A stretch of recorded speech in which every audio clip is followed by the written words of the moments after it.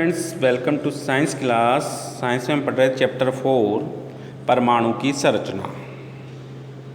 परमाणु की संरचना में आज का टॉपिक है संयोजकता, वैलेंसी। इंग्लिश मीनिंग है वैलेंसी। ठीक है, तो स्टार्ट करते हैं। संयोजकता, परमाणु का बाहरी कोश संयोजकता कोश कहलाता है। परमाणु का जो बाहरतम कोश होता है वो संयोजकता कोश कहलाता है, और संयोजकता कोश में उपस्थित इलेक्ट्रॉन संयोजकता इलेक्ट्रॉन कहलाते हैं, और संयोजकता इलेक्ट्रॉन ही जो है तत्व की संयोजकता का निर्धारण करते हैं। तो स्टूडेंट्स, मैंने बताया परमाणु का बाहरतम कोश संयोजकता कोश कहलाता है, और संयोजकता कोश में उपस्थित इलेक्ट्रॉन संयोजकता इलेक्ट्रॉन कहलाते हैं, और संयोजकता इलेक्ट्रॉन ही तत्व की संयोजकता का निर्धारण करते हैं। तत्वों की संयोजकता उनके इलेक्ट्रॉनिक विन्यास से निम्न नियमों के आधार पर ज्ञात की जाती है। देखो, नियम नंबर 1, जिन तत्वों के सभी कोश पूर्ण होते हैं उनकी संयोजकता शून्य होती है। यहाँ कोश पूर्ण होने से अर्थ है कि उनका अष्टक पूर्ण होता है। उनका अष्टक क्या होता है? पूर्ण होता है। बाहरी कोश में 8 इलेक्ट्रॉन होते हैं, उनकी संयोजकता क्या होती है? शून्य होती है। आवर्त सारणी में समूह या कह सकते हैं वर्ग 18, जिसमें निष्क्रिय गैसें या कह सकते हैं उत्कर्ष गैसें पाई जाती हैं। Helium, neon, argon, krypton, xenon, इन सभी की संयोजकता 0 होती है। निष्क्रिय गैसों की संयोजकता 0 होती है। क्यों? क्योंकि इनका बाहरी कोश पूर्ण पूरित होता है, पूरी तरह से भरा होता है। तो हीलियम के बाहरी कोश में 2 इलेक्ट्रॉन हैं, तो 2 पर ही ये स्थायी इलेक्ट्रॉनिक विन्यास को दर्शाता है, क्योंकि हीलियम का इलेक्ट्रॉनिक विन्यास भी 2 हैं। दोनों इलेक्ट्रॉन के कोश में होते हैं। के कोश पूरी तरह से भरा होता है, और इसके बाद एल कोश में कोई इलेक्ट्रॉन नहीं होते हैं। तो इसे जो है के कोश में 2 इलेक्ट्रॉन हो और एल कोश में नहीं हो, वो कंडीशन यहाँ होती है। यानी कि कोश पूर्ण होता है, के कोश में 2 इलेक्ट्रॉन भरे जाते हैं, तो दोनों इसमें भरे होते हैं। क्लियर है? अन्य सभी निष्क्रिय गैसों के बाहरी कोश में 8 इलेक्ट्रॉन होते हैं, और इन निष्क्रिय गैसों की संयोजकता जो है वो शून्य होती है। क्लियर है? अब देखो नियम नंबर 2, अपूर्ण बाहरी कोश वाले तत्वों की संयोजकता बाहरी कोश में उपस्थित इलेक्ट्रॉनों की संख्या पर निर्भर करती है। बाहरी कोश में 1 या 2 या 3 इलेक्ट्रॉन वाले तत्वों की संयोजकता, इलेक्ट्रॉन 1 है तो उसकी संयोजकता 1 होगी, बाहरी कोश में इलेक्ट्रॉन 2 है तो उसकी संयोजकता 2 होगी, अथवा बाहरी कोश में 3 इलेक्ट्रॉन है तो उसकी संयोजकता भी 3 होगी। यदि बाहरतम कोश में इलेक्ट्रॉन 4 से 7 तक हैं या 8 तक हैं, 4 से 7, 8 पे 0 हो जाएगी। 8 पे क्या होगी? 0, तो 8 भी लिख सकते हैं। 4 से 8, तो 8 वाले की 0 आ जाएगी वापस। बाहरी कोश में 4 से 7 इलेक्ट्रॉन हैं तो तत्वों की संयोजकता 8 - n, यानी कि 8 में से इन बाहरी कोश में उपस्थित इलेक्ट्रॉन यानी संयोजकता इलेक्ट्रॉन को घटाने पर जो संख्या प्राप्त होगी वो उसकी संयोजकता होगी। नियम नंबर 3, जैसे मान लो, अभी इनको एक्सप्लेन करेंगे 1 बाय 1 करके। नियम नंबर 3, संक्रमण तत्वों की संयोजकता उनके बाहरी कोश तथा इससे पहले वाले कोश के इलेक्ट्रॉनों पर निर्भर करती है।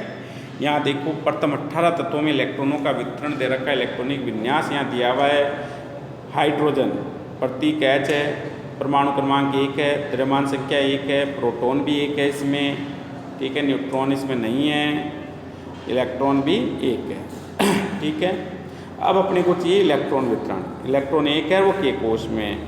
संयोजी के कोश, यहाँ संयोजकता कोश के कोश ही होगा। के कोश में जो इलेक्ट्रॉन है यानी एक वो संयोजी इलेक्ट्रॉन या संयोजकता इलेक्ट्रॉन होंगे, और ये इसकी संयोजकता, मैंने कहा संयोजी इलेक्ट्रॉन 1 या 2 या 3 हो तो वही संख्या उसकी संयोजकता होती है। 1 है तो 1, 2 है तो 2, 3 है तो 3, तो इसकी संयोजकता क्या होगी? 1 होगी। इसकी संयोजकता क्या होगी? 1 होगी। क्लियर है? तो इसकी संयोजकता हो गई 1। इसी प्रकार से देखो, अब हीलियम में इसके के कोश में 2 इलेक्ट्रॉन है, के कोश पूरी तरह भरा है, ठीक है, तो संयोजी इलेक्ट्रॉन भी 2, और इसकी संयोजकता क्या होगी? 0, या आवर्त सारणी में समूह 18 का सदस्य है। लिथियम इलेक्ट्रॉनिक विन्यास 2 1, संयोजकता इलेक्ट्रॉन 1 है इसमें, ये एक संयोजी इलेक्ट्रॉन हो गया तो इसकी संयोजकता 1। बेरिलियम Be परमाणु क्रमांक 4 है, ठीक है, इलेक्ट्रॉनिक विन्यास 2 2 है, 2 बाहरी कोष के इलेक्ट्रॉन है, इसकी संयोजकता 2 कितनी होगी, 2 होगी, ठीक है। इसी प्रकार से बोरोन देखो, बोरोन B परमाणु क्रमांक 5, इलेक्ट्रॉनिक विन्यास 2 3, बाहरी कोष यानी कि संयोजकता कोष यहाँ क्या है L, और इसमें इलेक्ट्रॉन कितने 3, तो ये संयोजी इलेक्ट्रॉन हो गए 3, तो इसकी संयोजकता 3 होगी, ठीक है। इसी प्रकार से नेक्स्ट देखो कार्बन C, इसका परमाणु क्रमांक 6 है, इलेक्ट्रॉनिक विन्यास 2 4 है, बाहरी कोष L है, L में इलेक्ट्रॉनों की संख्या 4 है, ठीक है, संयोजी इलेक्ट्रॉन 4, तो 8 में से इन संयोजी इलेक्ट्रॉनों को घटाएंगे तो 8 - 4 बराबर इसकी संयोजकता कितनी हो गई, 4। इसी प्रकार से देखो अब आगे नाइट्रोजन, अगला क्या है, नाइट्रोजन है। नाइट्रोजन का एटॉमिक नंबर जो है वो 7 है और इसका इलेक्ट्रॉनिक विन्यास जो है वो 2 5 है, क्या है, 2 5। अब देखो यहाँ संयोजकता इलेक्ट्रॉन कितने 5, तो 8 में से इन 5 को घटाएंगे तो कितनी हो गई इसकी संयोजकता होगी 3, कितनी हो गई 3। इसी प्रकार से देखो ऑक्सीजन, ऑक्सीजन का एटॉमिक नंबर 8 है, इलेक्ट्रॉनिक विन्यास 2 6 है, संयोजकता इलेक्ट्रॉन यहाँ 6 हैं, 8 में से को घटाएंगे तो इसकी संयोजकता हो गई 2। इसी प्रकार से देखो fluorine F, atomic number 9, atomic number का हिंदी मीनिंग है परमाणु क्रमांक, ठीक है, इलेक्ट्रॉनिक विन्यास 2 7, संयोजकता इलेक्ट्रॉन 7, 8 में 7 को घटाएंगे तो इसकी संयोजकता कितनी हो गई 1। नेक्स्ट है नियोन Ne, परमाणु क्रमांक है 10, इलेक्ट्रॉनिक विन्यास है 2 8, संयोजकता इलेक्ट्रॉन 8, 8 में से 8 को घटाएंगे तो कितना आ गया 0, यानी कि इसकी संयोजकता 0 शून्य होगी। सोडियम, इसी प्रकार से सोडियम में 1 है, संयोजकता इलेक्ट्रॉन, इसकी संयोजकता 1, मैग्नीशियम में 2 है, 2 जाएगी, एल्यूमिनियम में 3 है, 3 इसकी संयोजकता होगी, सिलिकॉन में 4 है, 8 - 4 तो इसकी संयोजकता 4 होगी, फास्फोरस में जो है 5 है, 8 - 5 इसकी 3, ठीक है। इसी प्रकार सल्फर में 6 तो 8 - 6 यानी कि इसकी संयोजकता 2 होगी। क्लोराइन 17, इसमें संयोजी इलेक्ट्रॉन 7 है, 8 - 7 यानी कि इसकी संयोजकता 1 होगी, ठीक है। Organ, organ Ar, atomic number 18, electronic विन्यास 2 8 8, बाहरी कोष जो है यहाँ उसमें इलेक्ट्रॉन 8 है, यानी इसके संयोजी इलेक्ट्रॉन 8 है, 8 में से 8 को घटाया इसकी संयोजकता 0 होगी, ठीक है। इस प्रकार तत्वों की संयोजकता का निर्धारण किया जाता है। अब देखो यहाँ दे रखा है क्लोरीन, सल्फर और मैग्नीशियम की परमाणु संख्या से आप इनकी संयोजकता कैसे प्राप्त करेंगे। तो स्टूडेंट्स देखो यहाँ क्लोरीन परमाणु क्रमांक है 17, ठीक है, इसका इलेक्ट्रॉनिक विन्यास क्या होगा, इसका इलेक्ट्रॉनिक विन्यास होगा 2 8 7, ये बाहरी कोष होगा, ये कोष KLM, M कोष बाहरी कोष होगा, इसमें इलेक्ट्रॉन जो हैं वो संयोजकता इलेक्ट्रॉन होंगे, यानी कि यहाँ संयोजी इलेक्ट्रॉन कितने हैं 7। अब ये 7 ही जो है इसकी संयोजकता का निर्धारण करेंगे। अब देखो अष्टक पूर्ण होना चाहिए, यानी भारतम कोष में 8 इलेक्ट्रॉन होने चाहिए, तो 8 इलेक्ट्रॉन करने के लिए इसको कितने चाहिए, 1 इलेक्ट्रॉन की आवश्यकता होगी, तो इसकी संयोजकता क्या होगी 1। तो स्पष्ट है क्लोरीन परमाणु को अपना अष्टक अर्थात भारतम कोष को पूर्ण भरने के लिए केवल 1 इलेक्ट्रॉन की आवश्यकता होती है, तो इसकी संयोजकता 1 है। क्लियर है। नेक्स्ट देखो सल्फर Z, यानी परमाणु क्रमांक इसका 16, इलेक्ट्रॉनिक विन्यास कितना है इसका 2 8 6, कितना है 2 8 6, बाहरी कोष ये हो गया यहाँ, ठीक है, इसमें कितने इलेक्ट्रॉन 6 इलेक्ट्रॉन क्या होंगे, संयोजी इलेक्ट्रॉन होंगे। अब अष्टक पूर्ण करने के लिए 8 इलेक्ट्रॉन चाहिए, तो यहाँ 6 तो है, 8 हो जाए कितने चाहिए 2, तो इसकी संयोजकता कितनी होगी 2। अतः स्पष्ट है सल्फर परमाणु को अपना भारतम कोष पूर्ण करने के लिए 2 इलेक्ट्रॉनों की आवश्यकता होती है, अतः इसकी संयोजकता 2 होगी। यानी कि अष्टक का नियम ये कहता है भारतम कोष में 8 इलेक्ट्रॉन होने चाहिए, ठीक है। तो 5 के बाद 8 करने के लिए जितने भी चाहिए, 4 से 8 करने के लिए 4 चाहिए, जिसके भारतम कोष में 4 हो उसकी संयोजकता 4 हो जाएगी। 5 से 8 करने के लिए 3 चाहिए तो उसकी संयोजकता 3 हो जाएगी। 6 से 8 करने के लिए 2 चाहिए तो उसकी संयोजकता 2। 7 से 8 करने के लिए 1 चाहिए तो उसकी संयोजकता 1 होगी। इसी प्रकार यहाँ सल्फर की कितनी हो गई? 2। मैग्नीशियम परमाणु क्रमांक इसका कितना है? 12। ठीक है, इसका इलेक्ट्रॉनिक विन्यास 2R2 है। स्पष्ट है कि मैग्नीशियम परमाणु के बाहरतम कोश में 2 इलेक्ट्रॉन है तथा स्थायी विन्यास प्राप्त करने के लिए इलेक्ट्रॉनों को क्या करता है? त्याग सकता है। अतः इसकी संयोजकता कितनी है? 2 है। इसकी संयोजकता कितनी होगी? 2। ये 2 इलेक्ट्रॉन का त्याग कर देगा और 2 इलेक्ट्रॉन का त्याग करते ही कोश ही समाप्त हो जाएगा और इसका इलेक्ट्रॉनिक विन्यास क्या हो जाएगा? 2-8। बाहरतम कोश में कितने हो जाएंगे? 8 हो जाएंगे। अभी बाहरतम कोश में इसमें 2 इलेक्ट्रॉन है, 2 का त्याग करते ही कोश ही समाप्त होगा और बाहरतम कोश में फिर 8 हो जाएंगे। तो ये 2 का त्याग करेगा, इस प्रकार इसकी संयोजकता 2 होगी। ठीक है, अब देखो परमाणु संख्या तथा द्रव्यमान संख्या। परमाणु संख्या, तो देखो स्टूडेंट्स, परमाणु संख्या या इसे कह सकते हैं परमाणु क्रमांक। इंग्लिश मीनिंग एक ही होगा, एटॉमिक नंबर। किसी भी तत्व के परमाणु के नाभिक में उपस्थित प्रोटॉनों की संख्या उस तत्व का परमाणु क्रमांक या परमाणु संख्या कहलाती है। तो देखो स्टूडेंट, मैं फिर से बोल रहा हूँ, परमाणु संख्या या परमाणु क्रमांक किसे कहते हैं? इंग्लिश मीनिंग है एटॉमिक नंबर। किसी भी तत्व के परमाणु के नाभिक में उपस्थित प्रोटॉनों की संख्या उस तत्व का परमाणु क्रमांक कहलाती है। और परमाणु क्रमांक को Z से, कैपिटल Z से प्रदर्शित किया जाता है। मोजले 1913 ने अपने प्रयोगों द्वारा निर्धारित किया कि तत्व का मूल लक्षण परमाणु क्रमांक होता है, न कि उसका परमाणु बहाव। फिर इन्होंने तत्वों का आवर्त वर्गीकरण जो है वो परमाणु क्रमांक के आधार पर किया, यानी कि इन्होंने मूल लक्षण जो है परमाणु क्रमांक को माना, न कि परमाणु भार को, और उसी के आधार पर फिर तत्वों का वर्गीकरण किया। परमाणु क्रमांक क्या है? नाभिक में उपस्थित प्रोटॉनों की संख्या जो है परमाणु क्रमांक है।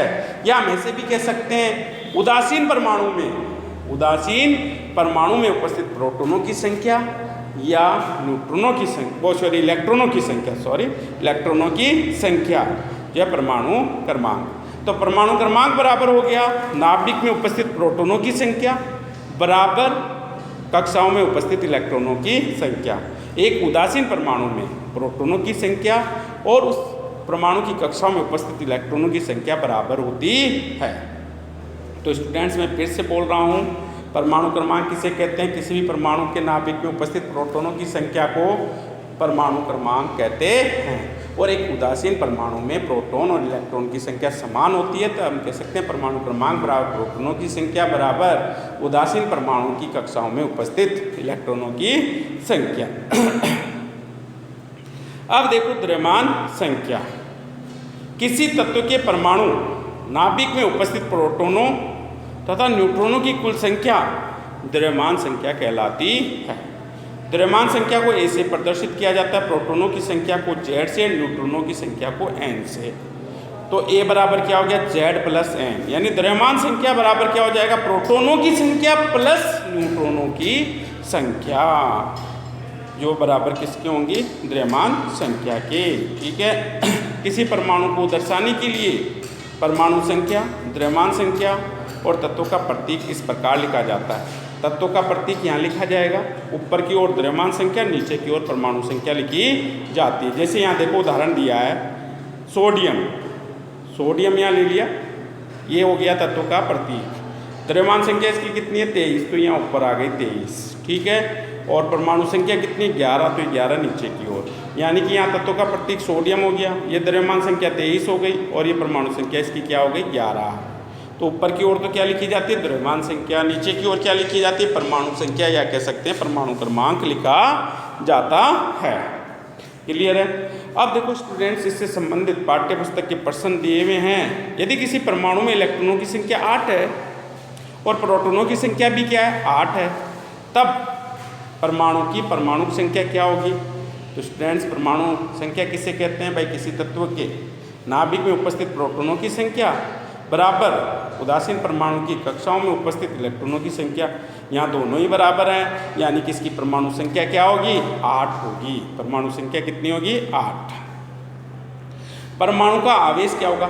एक उदासीन परमाणु में प्रोटॉनों की संख्या और इलेक्ट्रॉनों की संख्या समान होती है। यहाँ जो परमाणु दिया है इसमें इलेक्ट्रॉनों की संख्या 8 है, प्रोटॉनों की संख्या भी 8 है। प्रोटॉन पे धन आवेश होता है, इलेक्ट्रॉन पे ऋण आवेश होता है, आपस में निरस्त हो गए, यानी वैद्युतीय रूप से परमाणु क्या होगा? उदासीन होगा, उस पर कोई आवेश नहीं होगा। ठीक है। अब देखो सारणी 4.3 की सहायता से ऑक्सीजन और सल्फर परमाणु की द्रव्यमान संख्या ज्ञात कीजिए। तो देखो ऑक्सीजन परमाणु में प्रोटॉनों की संख्या भी 8, न्यूट्रॉनों की संख्या भी 8। द्रव्यमान संख्या बराबर क्या होता है? प्रोटॉनों की संख्या प्लस न्यूट्रॉनों की संख्या। 8 + 8 बराबर कितना हो गया? 16। ठीक है। सल्फर में प्रोटॉनों की संख्या कितनी है? 16, और सल्फर में न्यूट्रॉनों की भी संख्या 16। तो सल्फर का द्रव्यमान संख्या क्या होगी सल्फर की?